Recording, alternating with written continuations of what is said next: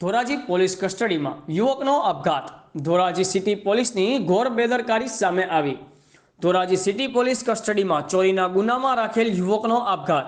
કમલેશ કેશવજી પરમાર ઉંમર વર્ષ 30 રહેઠાણ સિદ્ધાર્થનગર ભૂખી ચોકડી પોલીસની કસ્ટડીમાં યુવકના મોતથી પરિવારમાં રોષ છવાયો। યુવકના મૃતદેહને પોસ્ટમોર્ટમ માટે ધોરાજી સરકારી હોસ્પિટલ ખાતે ખસેડવામાં આવ્યો।